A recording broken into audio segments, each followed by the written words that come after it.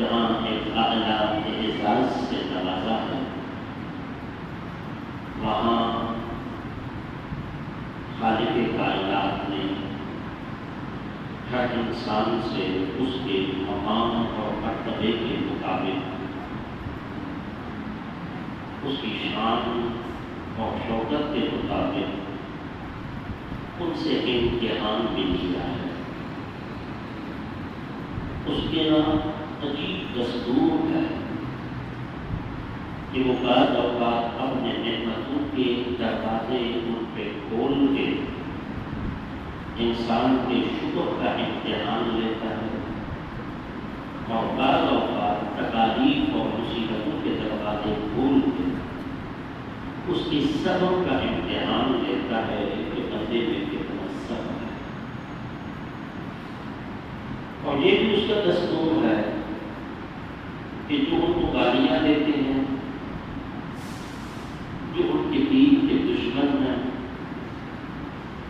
انہوں نے ان میں سے اکثریت کو دنیا میں خوشحال رکھا ہے، دنیا کی تمام تر نعمتوں سے نوازا ہے، اور جو اس کی راہ پہ چل پڑے، جو اس کے ہو گئے، جنہوں نے اپنے وجود اور انام اور خواہشات اور ذاتیات تک کو مٹا دیا، وہ فنا فنا کے مقام پہ پہنچ گئے، وہ ہمارا مولا کی مرضی میں رہے،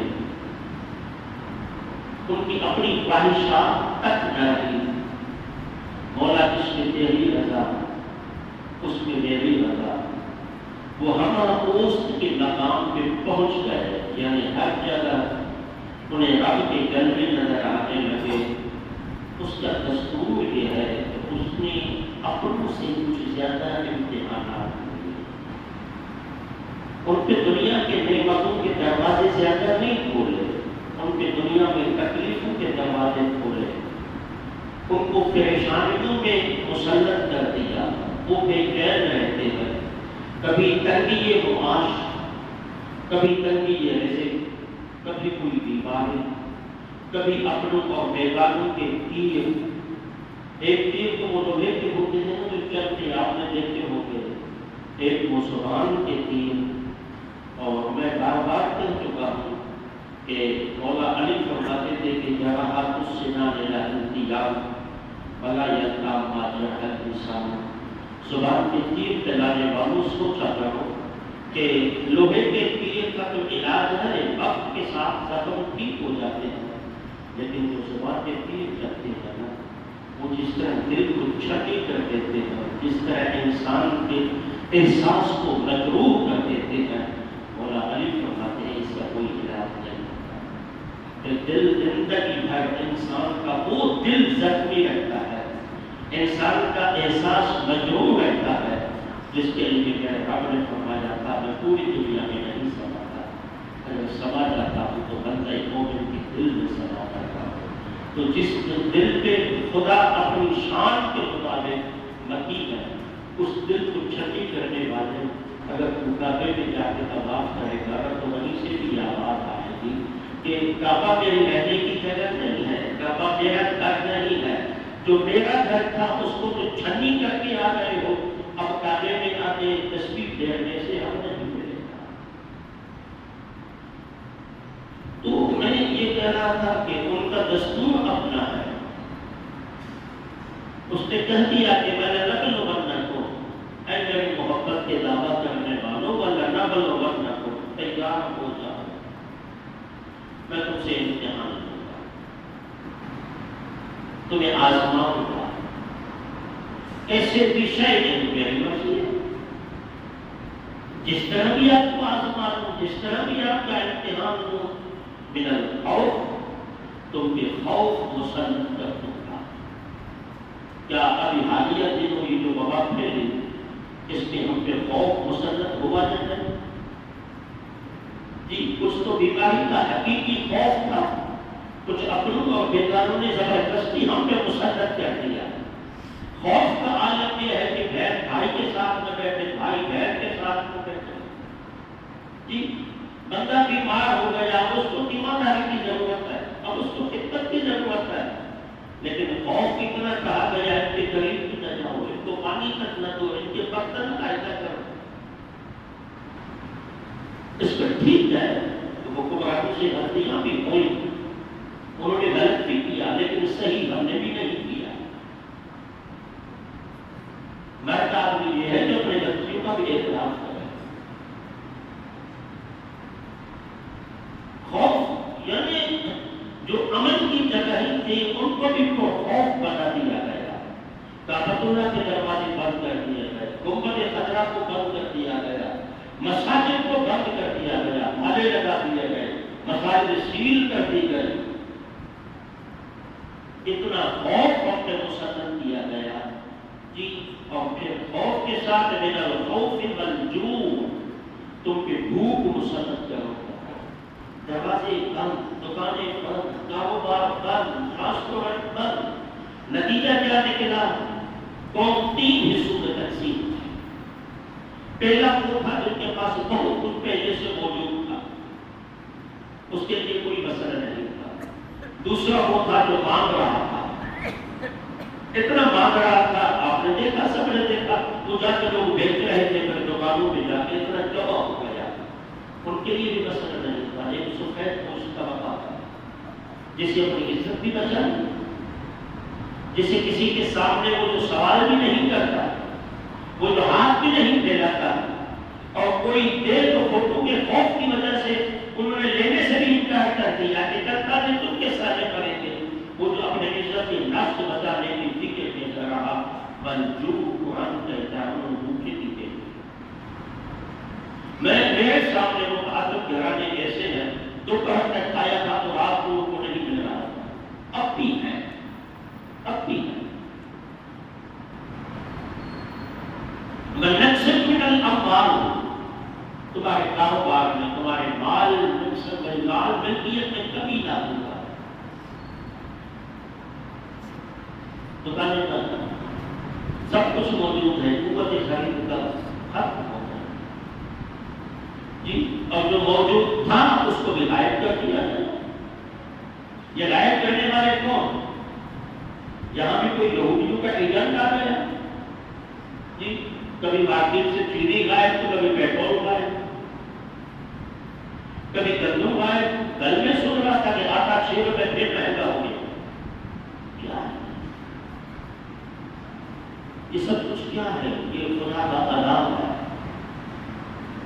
قرآن کہتا ہے کہ میں تم پہ بھوک مسلط کروں گا، تم پہ خوف مسلط کروں گا، تمہارے مال میں نقصان دوں گا. نقصان زیادہ کمانے کے چکر میں ذخیرہ اندوزی کرنے والے انتظامیہ نے چھاپا لگا لیا، مال اٹھا کے لے گئی، جرمانہ بھی کر دیا. جب سب کو نہیں، کچھ کو تو ہوا. یہ ہوتے ہوئے ہم سے چیزیں غائب کر دی گئی. منقسم من الاموال، تمہارا یہ آپ کو احساس نہیں ہے. یہ جو ٹریڈیشن ابھی آیا ہوا ہے، یہ جا کے غریبوں سے پوچھیے، مسکینوں سے پوچھیے، جو کھیتی باڑی کا کام کرتے ہیں ان سے پوچھیے. مجھے 2-4 دن پہلے ایک صاحب نے فون کیا تھا، بولا ٹنڈے کا فصل لگایا تھا، لاکھوں روپے خرچ کیے تھے، 1,000 روپے کا نہیں بچا. اور وہ روزانہ کی طرح نہیں کماتے رہ جا رہے، سال میں 2 مرتبہ ان کا فصل آتا ہے، زندگی بھر ان کا کاروبار اس پہ چلتا ہے.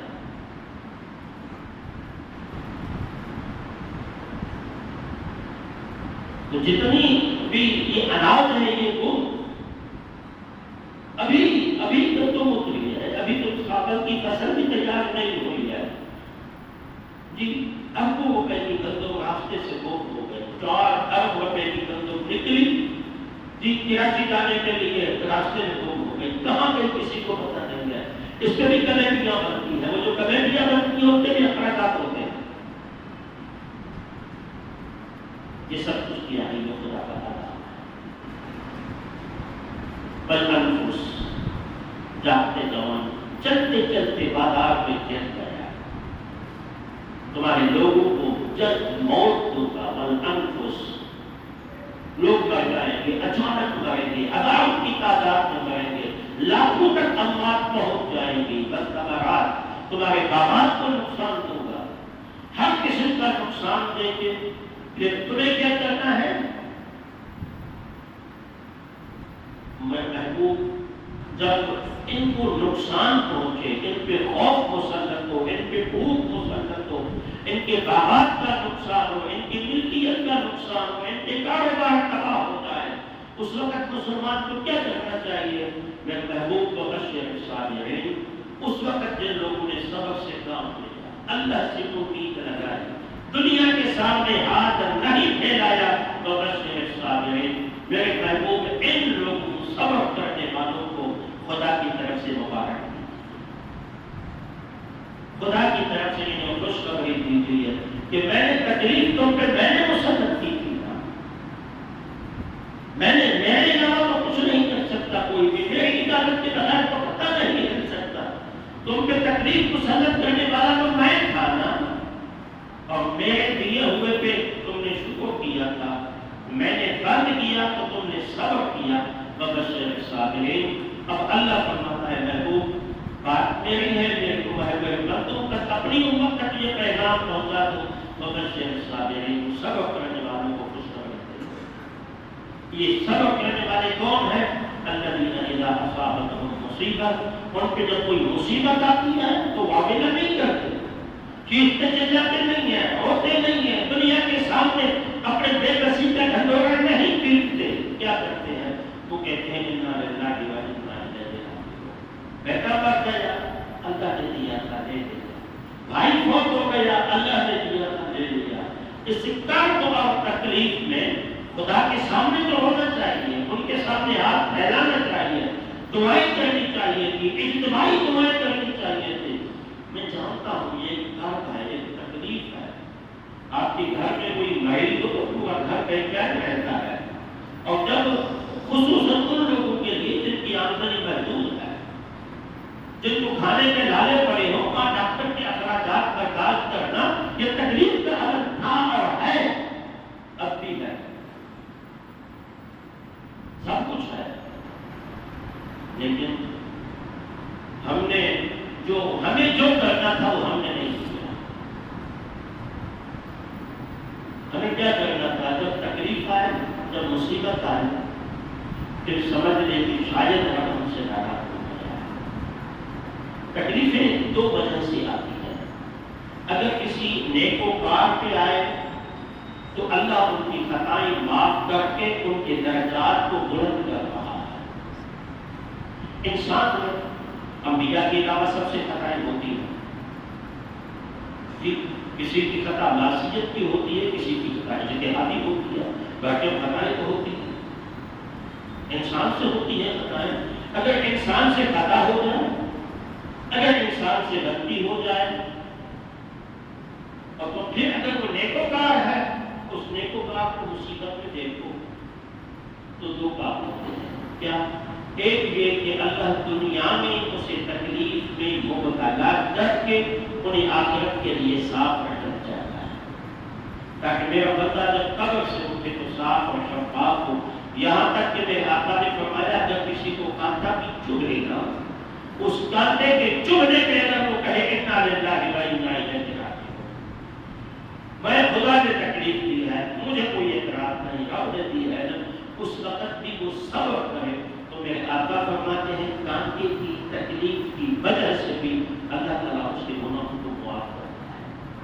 ایک شخص کو بخار ہو گیا، کسی نے بخار کو برا بھلا کہہ دیا،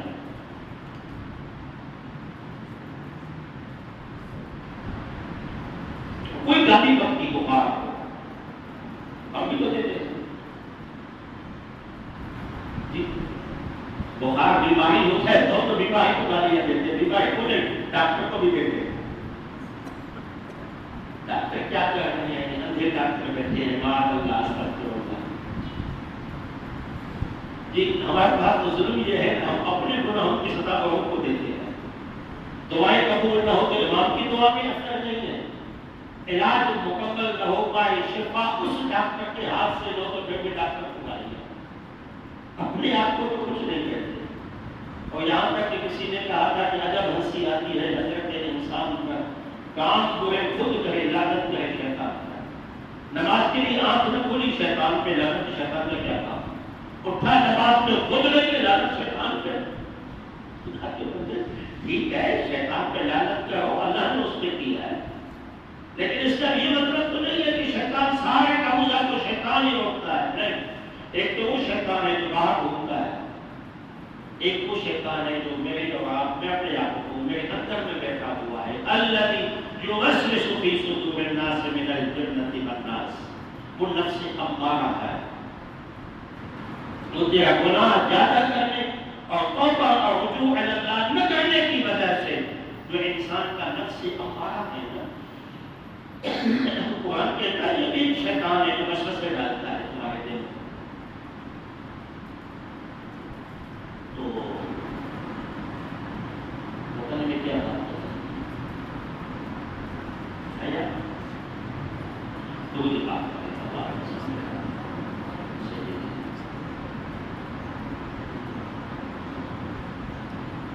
مولا صلی وسلم علی شبیب تو بخار کس کو آتا ہے؟ تو اس صحابی نے بخار کو دعا پھیلا کر دیا۔ حضور علیہ السلام نے اپنے اس غلام کو بلا کے کہا کہ بیماری کو بخار کو گالی مت دیا کر۔ اس صحابی کو دیہاتی تھے، اس نے پوچھا یا رسول اللہ کیوں؟ اس نے مجھے درپا کے رکھ دیا ہے، میں نے ان کو بڑا بھلا کہا ہے۔ حضور نے فرمایا کہ تو بخار کی وجہ سے تمہیں جو تکلیف ہوئی ہے نا، اللہ اس کی وجہ سے تجھے آخرت کی تکلیف کو معاف فرمائے گا۔ کتنا انسان ہے امت مسلمہ اپنی گناہوں کی وجہ سے، اپنی بد پرہیزی کی وجہ سے، اپنی غلط صحبت کی وجہ سے انسان بیمار پڑتا ہے، اور پھر اس وقت کے صبر اور شکر سے کام لے تو میرے آقا علیہ السلام نے فرمایا یہ تکلیف بھی اسے عذاب قبر اور عذاب حشر سے نجات کا باعث ہے۔ اور جب اس دنیا کی تکلیف میں انسان صبر کرتا ہے نا، میرے آقا علیہ السلام نے فرمایا جب انسان دنیا کی تکلیفوں میں صبر اور اجر کا اجر جب آخرت میں دیکھے گا نا، تو ہاتھ پھیلا کے کہے گا، دنیا آنسو آ جائیں گے، مولا کاش میری دنیا میں مجھے تو ایک سکھ نہ دیتا، کاش میری دنیا میں مجھے ایک سکھ نہ دیتا، میں تکلیفوں میں رہتا، میرے جسم کو کینچیوں سے کاٹا جاتا، اور میں اس وقت تیرا صبر اور شکر ادا کرتا تاکہ تو آخرت میں مجھے زیادہ مقام دیتا جو ہمیشہ رہنے والا ہے۔ دنیا کی نعمتیں ہمیشہ تو نہیں رہتی، اس لیے کہ دنیا ہی ہمیشہ کی ہے، نعمت تو وہ ہے جو آخرت میں ہے۔ یہ انسان عجیب ہے جو آخرت کی نعمتوں کے بدلے میں دنیا کی نعمتیں لیتا ہے، اپنے لیے اپنی نیکیاں ضائع کرتا ہے دنیا کے فائدے کے لیے، اپنے نیک اعمال تباہ و برباد کر دیتے ہیں ہم اب دنیا کے فائدے کے لیے، پھر نہ دنیا میں فائدہ ملتا ہے نہ آخرت اچھی ہوتی ہے، دنیا بھی برباد ہو جاتی ہے، آخرت بھی تباہ ہو جاتی ہے۔ اب کوئی کہے کہ ہم اپنے نیکیاں کیسے تباہ کرتے ہیں؟ اب میں نے کسی کا ایک روپیہ کسی کا میں نے کھا لیا، میں اپنی بات کرتا ہوں، چاہے کسی کا میں نے لے لیا، اس کا حق تھا میں نے نہیں لیا۔ ایک تو یہ حق ہوتا ہے جو کسی کا قرض تھا مجھ پہ، میں اس کی رضا سے لیا، وقت پہ نہ دے سکا، میں فوت ہو گیا۔ دیکھیے کتنی سختی ہے رسول اللہ کی معراج میں، اس معاملے میں رحمت للعالمین میں کتنی سختی تھی۔ معاذ آتے ہیں، باہر سے کھڑے ہو کے سلام پیش کرتے ہیں، حضور باہر نکلتے ہیں، معاذ کیسے آنا ہوا؟ یا رسول اللہ میت آ گئی ہے۔ اب حضور کے دور میں جو میت نبوی مسجد میں پہنچی تھی وہ کسی کی ہو سکتی ہے؟ صحابہ۔ اور عقیدہ کیا ہے؟ انبیاء کے بعد سب سے معتبر جماعت رسول اللہ کی صحابہ کی۔ جی آج تو صوفیزم کے نام میں صوفی اٹھ کے پہنچتا ہے میرے نبی کی صحابہ، اہل بیت کی محبت میں اٹھ کے اپنے آپ کو صوفی کہلواتے میرے نبی کے صحابہ کو ایک غلیظ زبانیں استعمال کی جا رہی ہے، اور ادارے خاموش ہیں، کوئی کچھ نہیں کرتا ان کو، کوئی کچھ نہیں بولتا. پھر جب کوئی ممتاز قادری پیدا ہوتا ہے تو پھر کہتے ہیں کہ مذہبی لوگ انتہا پسند ہیں. یا کوئی ہمیں انتہا پسند کرے، کوئی ہمیں شدت پسند کرے، کوئی ہمیں بنیاد پرست کرے، جتنے چاہو القاب دے دو، مسلمان نبی کا غلام ہے. وہ طے کر چکا ہے کہ اپنی عزت پہ آنچ آئے، ہاتھ اٹھے، انگلی اٹھے، وہ تو گوارا ہے. اگر نبی کے صحابہ اور نبی کے اہل بیت پہ انگلی اٹھتی ہے تو مسلمان کبھی گوارا نہیں ہے، کیونکہ وہ نبی کے صحابہ تھے. تو یہ مقدس اور محترم جماعت صحابہ کی، اس صحابی کی بیعت آ گئی. حضور نے پوچھا، نکلے حضور جب پڑھ کنارے پڑھانے کے لیے، حضور نے پوچھا کس کی ہے؟ یا فلان کی. اس پہ کسی کا قرضہ تو نہ تھا؟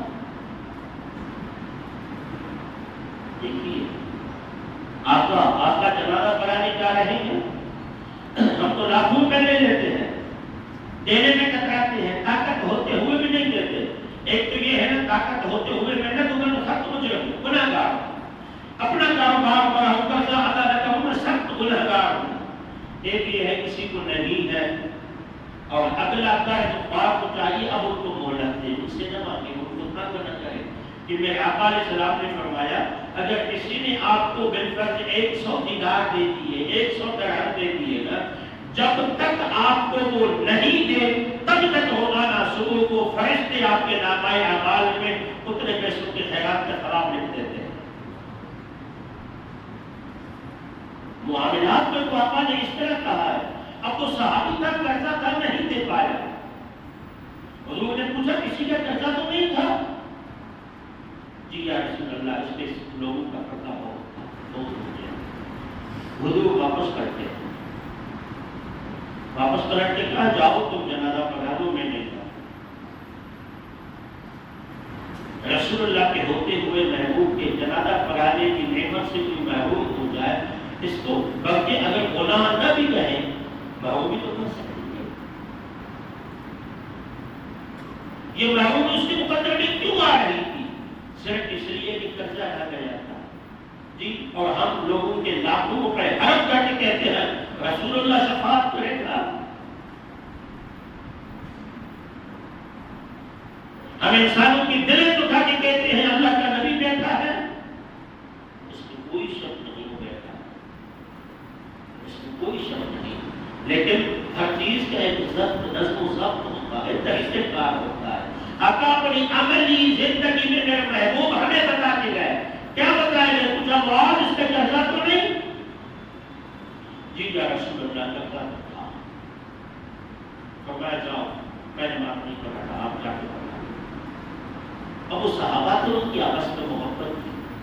یہ بدنصیب لوگ کہتے ہیں ان کی آپس میں نفرت تھی، نہیں، اس کی محبت تھی. معاذ نے کہا یا رسول اللہ میرا ذمہ ہے، میں پورا قرضہ ادا کر دوں گا. آپ اس نعمت سے اس کو محروم نہیں دیتے.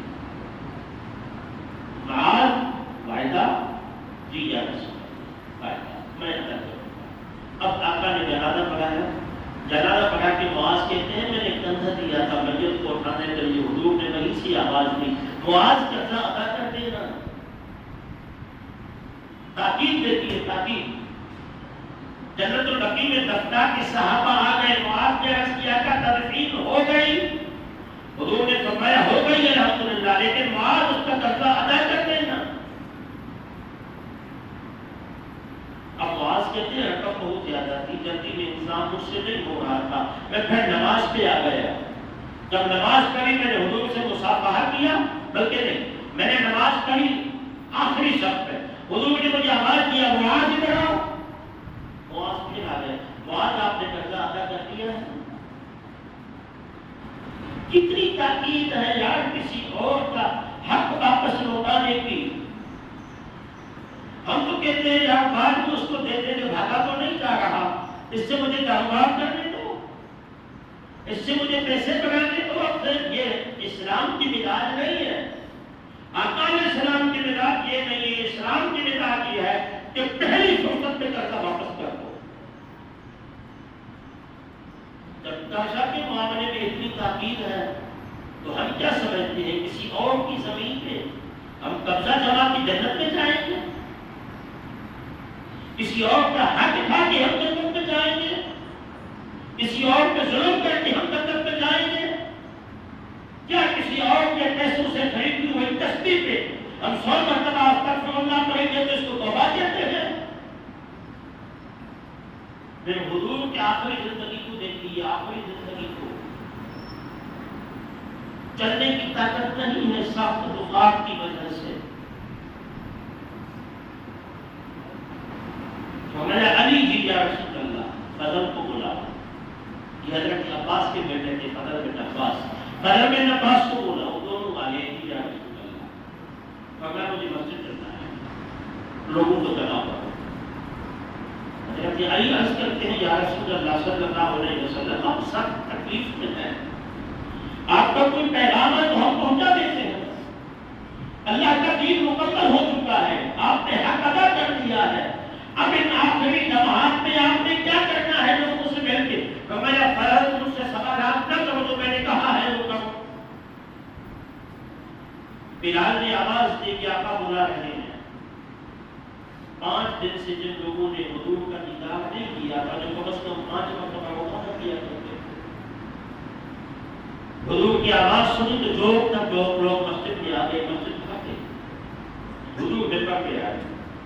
اب حضور علیہ السلام کا پہلا خطبے کا جو پہلا جملہ ہے وہ یہ ہے کہ لوگوں، میں اپنی ذات کے لیے آپ سے قرض نہیں لیتا تھا، لیکن کوئی سائل، کوئی محتاج، کوئی تنگ دست اگر میرے پاس آتا تھا اور بظاہر میرے پاس کچھ نہیں ہوتا تھا تو میں اپنے جیب سے بھی انہیں دیا کرتا تھا، نہیں تو ادھار لے کے بھی میں انہیں دیا کرتا تھا۔ اپنی چادریں اتار کے ان کو دیتا تھا کہ جاؤ بیچ جاؤ، اپنے کتے اتار کے انہیں دیتے تھے کہ جاؤ بیچ کے اپنی ضرورت پوری کر دو۔ کچھ بھی نہ ہو تو حضور ادھار بھی لیتے تھے، صحابہ سے بھی لیتے تھے، اور صحابہ کو بھی کچھ نہ ہو تو یہودیوں سے بھی لیتے تھے، عیسائیوں سے بھی لیتے تھے، مشرکین سے بھی لیتے تھے۔ اپنی ضرورت کے لیے نہیں، اپنوں کے لیے۔ وہ جو سائل دروازے پہ آتے تھے ان کے لیے، تاکہ کوئی سائل دروازے سے خالی نہ جائے، ان کے لیے حضور لیا کرتے تھے۔ فرمایا کسی کا مجھ پہ کوئی قرضہ ہے، میں بھول گیا ہوں بخار کی وجہ سے، بیماری کی وجہ سے، مجھے یاد نہیں ہے، تو آپ مجھ سے مطالبہ کر سکتے ہیں کہ آپ کو قرضہ ادا کر دوں۔ جی ایک صحابی کو بھی کہتے ہیں یا رسول اللہ 5 کلو جاؤ 2 سال جاؤ آپ نے مجھ سے لیے تھے۔ ہم تو جذبات میں گستاخی کا فتویٰ لگا دیتے، مقصد سے پیسے نہ کرائے اس کا، لیکن نہیں، صحابی نے رسول اللہ سے اپنا قرضہ مانگ کے تعلیم کی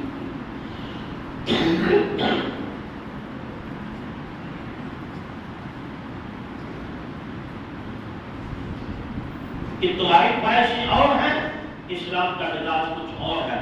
اس نے کہا یا رسول اللہ 2 سال میں نے آپ کو دیے تھے، وہ ابھی تک آپ نے نہیں لوٹا۔ حضور کو کہا حضرت دوسری بات بعد میں کریں گے، پہلے اس کو جاؤ واپس۔ جی میرے نبی کی زندگی کا آخری عمل، میرے نبی کی زندگی کا آخری عمل یہ تھا کہ قرضہ واپس کر دو، کسی کا کسی پہ حق ہے تو وہ دے دو، اور ہم کیا کرتے ہیں تلوہ پڑھنے والوں، حضور کے محبت کے گن گانے والوں، ترانے پڑھنے والوں، اور بالحقوق قرآن کہتا ہے اپنے عادت کی پابند۔ حتی الامکان ہمیں چاہیے کہ کسی کا حق نہ کھائیں، کسی کو تکلیف نہ دیں۔ اگر ہم ایک بن جائیں، ہم ایک بن جائیں، ہم اچھے بن جائیں، ہم بدیاتی چھوڑ دیں، غیبت چھوڑ دیں، چور کو بھی چھوڑ دیں، اگر ہم دیندار بن جائیں، ہم ایسے بن جائیں جیسے مصطفیٰ ہمیں چاہتے ہیں، جیسے خدا ہمیں کہتے ہیں، تو یقیناً یہ جو مختلف سلوکوں کے ہم پہ عذاب آتے رہتے ہیں، ہم اس سے بھی محفوظ اور معروف بنائیں گے۔ اللہ تبارک و تعالیٰ اپنی ہم سب کو عمل کی توفیق